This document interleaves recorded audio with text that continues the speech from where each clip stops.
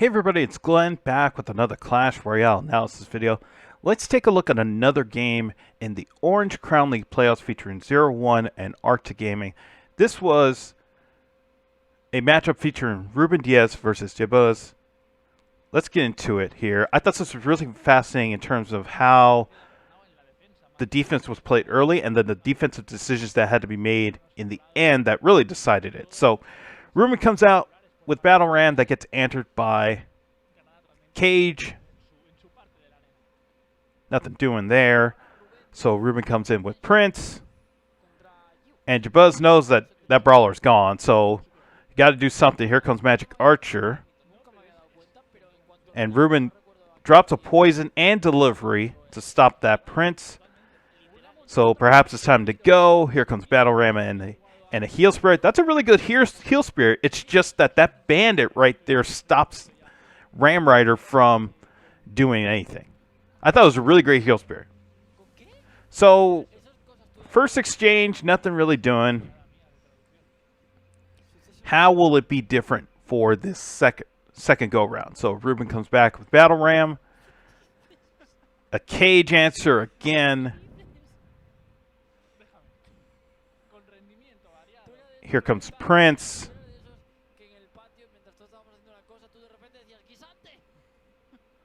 And that brawler's gone. So it's now up to Jebuz to figure out, okay, what's going to happen here. A delivery. And Ruben comes back with poison. So twice in this beginning, we've seen the Prince get stopped with delivery, a combination of delivery and Magic Archer. Ruben has tried to come in with Battle Ram. Twice got stopped by Goblin Brawler. There's this kind of thing that I've seen the pros do a lot is to get their opponent into a kind of sense of comfort. It's like, okay, if you're going to play this card, I know I'm always going to stop it with this. It works. And then when it doesn't happen that way, that's when the game gets really interesting.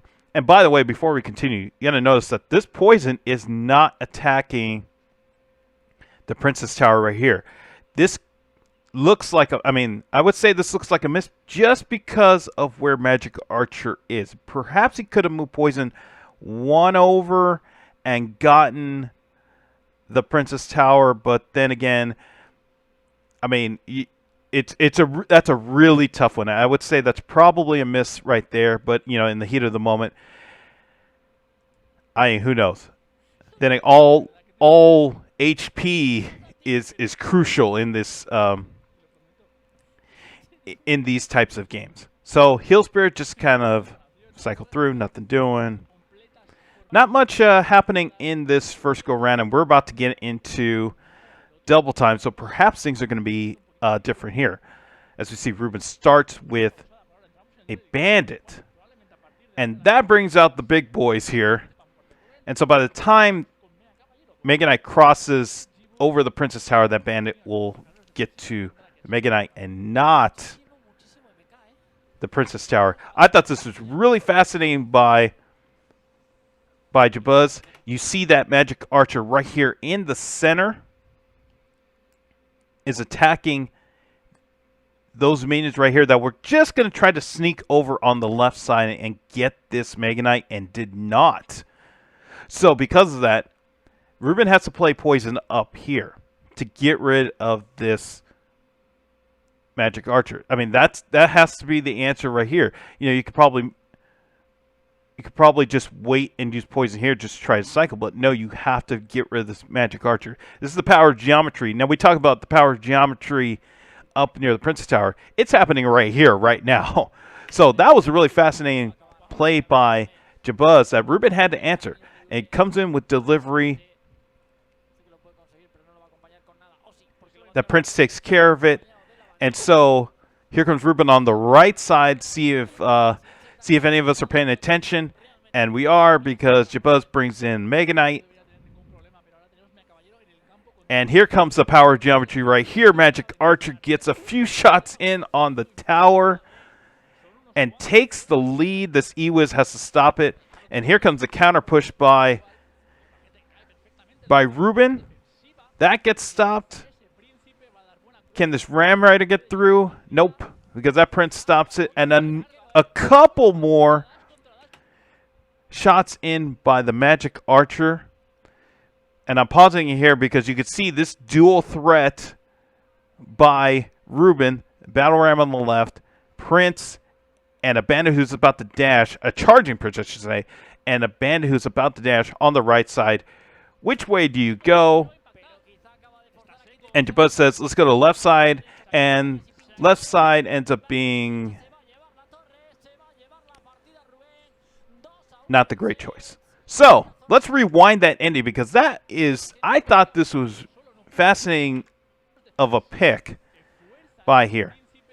So, this looks like it's going really well for Jebuz. He's got the lead. Not only does he have the lead, he's got basically a great ladder setup right here. He's got Ram Rider who is taking care of the Prince and the Bandit. Then you have to deal with this recruit right here.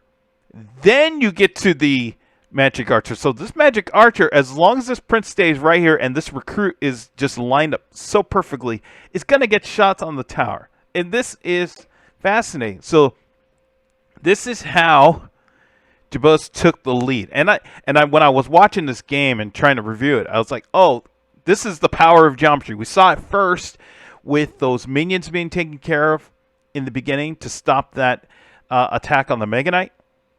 Now we're seeing it actually happen on the tower.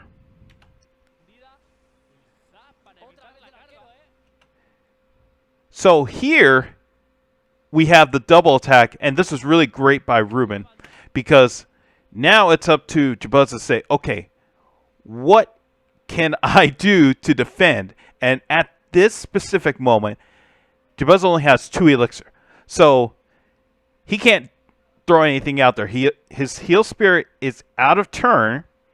And when I was trying to examine exactly what cards did he have in his hand, the cards he had in his hand were Ewiz, Mega Knight, Royal Delivery, and Cage. And as you can probably tell, none of those are 2 elixir. So even when we get to 3 elixir, which is right here, this Prince is ready to dash, and this Prince is charged up, and this Bandit is ready to dash, and this Battle Ram is getting pretty close to charge. So he's got to think of, okay, what can I do to stop both attacks? If he drops the delivery, in the middle, that would make no sense. Cage is his only answer because if he waits for Ewiz, the game is over without having attacked anything. So his only play was to drop the Cage in the center and hope somebody would get to the middle, and only the Battle Ring gets to the middle. And this was really great awareness by Ruben to understand exactly what Jebuz had in his hand and what he could play at that certain moment. If he went with Battle Ram on the right side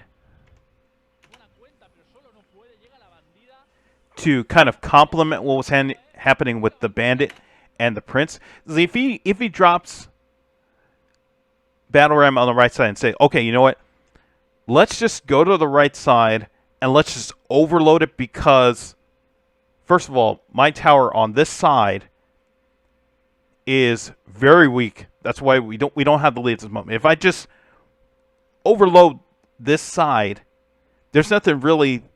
Well, it's going to be up to Jebuz to say, okay, what can he do to stop it? He could probably bring Cage or Delivery, and then bring the other one at that point, and then hopefully if that stops it, then bring Mega Knight. But by going to the opposite side, it forced Jebuz to say, okay, I have to make a decision when I get to 3 elixir, and hopefully that decision will pay off. And so this was really great by Ruben to say, okay, you know what? If I go opposite lane, dual threat, he has to decide, and we're going to get a tower. And that's what happened. So great win by Ruben, great win by ZeroOne here in this playoff contest. I thought this was a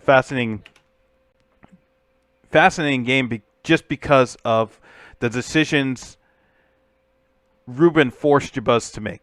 In the beginning, we talked about how there was kind of that sense of comfort that Battle Ram was being stopped by Cage, Prince was being stopped by Delivery, and Magic Archer. And then once that changed, that's when the game got interesting, and we saw that here. So, congrats to Ruben on this win. I'm going to end the video right here. Thanks for watching. Be sure to hit the like button wherever you're watching this. Be sure to hit the subscribe, and I'll see you in the next video.